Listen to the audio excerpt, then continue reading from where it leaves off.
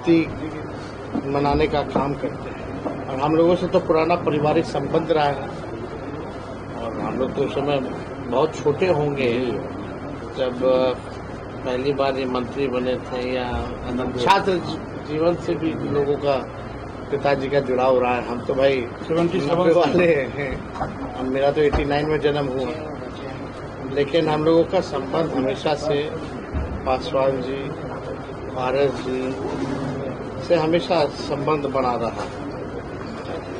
जब भी कोई बात हो जाती थी तो हम लोग मिलकर के, हमारे पिता पारस जी सारा काम तो ये अपना पार्टी का देखते थे। जब भी कोई पिताजी को कुछ कहना होता था, पासवान जी को कुछ कम्युनिकेट करना होता था, तो बड़ी भूमिका पारस जी की रही है। और पारस जी तो संगठन करता बहुत बढ़िया है। जो पार्टी को जो इन्होंने सींचा, जो दलित सेना जो इन्होंने बनाने का काम किया, तो इन्होंने भी सामाजिक न्याय की लड़ाई लड़ी, इनका योगदान रहा दलितों के आवाज़ को उठाने के लिए। तो हमारा तो दायित्व बनता था। पिछले बार भी निमंत्रण दिया था तो हम थे नहीं, पटना रहते तो हम जरूर आते पापा के साथ, लेकिन उसमें मेरे पिता जो है वो गए थे, शामिल हुए थे। तो आज हम लोग यहाँ उपस्थित हैं। बाकी आप लोगों का जो सवाल है वो तो वही है कि भाई क्या होगा। सवाल ये है कि एनडीए पारस जी ने छोड़ दिया है। हम जान रहे हैं, और वही ना, उसी पे हम आ रहे हैं। आप लोग का समय बचा रहे हैं, बेफालतू का वो बात नहीं करना। देखिए, हम लोग सब लोग पॉजिटिव हैं।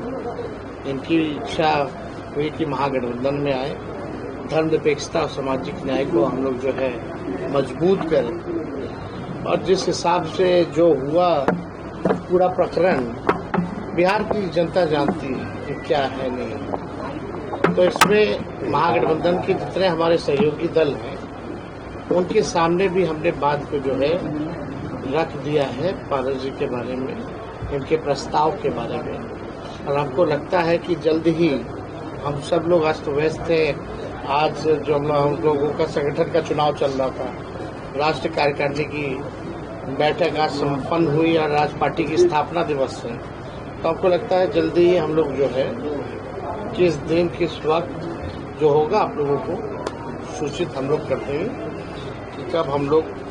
अच्छी बात है, जो एनडीए को हराना चाहते हैं, जो लोग मजबूत लोग हैं, तो सबका अगर हमको साथ अगर मिले तो इससे बढ़िया बात क्या हो सकती है।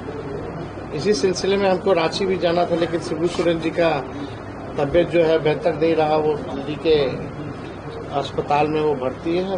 मुख्यमंत्री जी से भी बात हुई थी हमारी, हेमंत जी से, वो भी बात करनी है। जेएमएम की भी इच्छा है कि महागठबंधन में आएंगे, तो उनसे भी हम बात करने जा रहे थे, लेकिन अभी स्थिति अभी बात करने लायक नहीं है।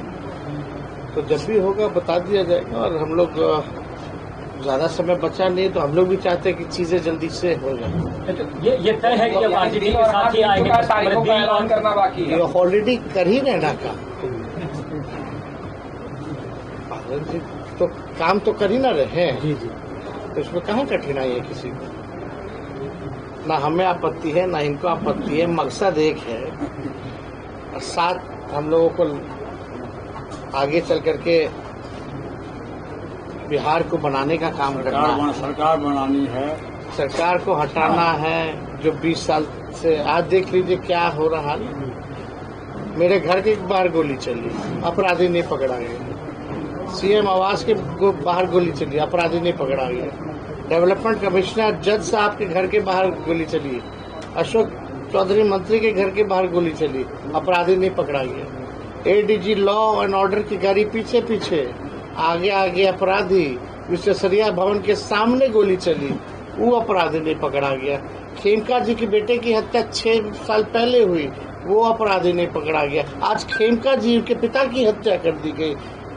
पटना का जो दिल कहलाने वाला जगह है गांधी मैदान, उनके घर के बाहर अपराधी गोली मार के जा रहे हैं। कहाँ है सुशासन? ये राक्षस राज आ गया है। और ये सरकार जो है, 3 बार पटना का एसपी बदलाया गया है। क्यों भाई? परफॉर्मेंस पे नहीं, एबिलिटी पे नहीं। ये सरकार चुनाव को देखते हुए जाति समीकरण के हिसाब से ट्रांसफर पोस्टिंग कर रही है कि फलना इस जात का यहाँ बनो और उसको वो नुकसान करो। पैसा पे हो रहा है ट्रांसफर पोस्टिंग पूरे बिहार में। तो अपराधी तो बेलगाम हो गए, जितना नॉन परफॉर्मर सब आ गया है फील्ड में, और जो परफॉर्मर है जो अधिकारी उसको आप सेंटिंग कर दिए हैं, तो अपराध तो बढ़ा ही है। आज कोई पूछने वाला है कि आप लोग सवाल मुख्यमंत्री से ये सवाल नहीं पूछना चाहिए? ये मिलते कहाँ हैं मीडिया से? तो आप समझ जाओ, ऐसा सीएम जो मिलता ही ना हो, ढूंढना पड़ता हो, वो बिहार के लोगों को चाहिए क्या? सर सिवान में ये तो सवाल खुद में ही बड़ा। कल सिवान में घटना हुई है, हर जगह कौन सा ऐसा दिन नहीं जहाँ घटना नहीं हुई है? 2 घटना के बाद सीएम ने विधि व्यवस्था को लेकर समीक्षा बैठक की है मुख्यमंत्री। अच्छा, डीजीपी और एडीजी को तलब किया। तलब ही खाली किया है। जहाँ गोली चली है 10 कदम दूर डीएम साहब का घर, 10 कदम दूर एसपी साहब का घर, थाना है, मोहरिया होटल है, सबसे ज्यादा सीसीटीवी कैमरा उसी में लगा हुआ है, क्योंकि गांधी मैदान में भीड़ भाड़ होती रहती है और तब से सबसे ज्यादा सीसीटीवी उसी रोड में लगा हुआ है। दुकानें हैं।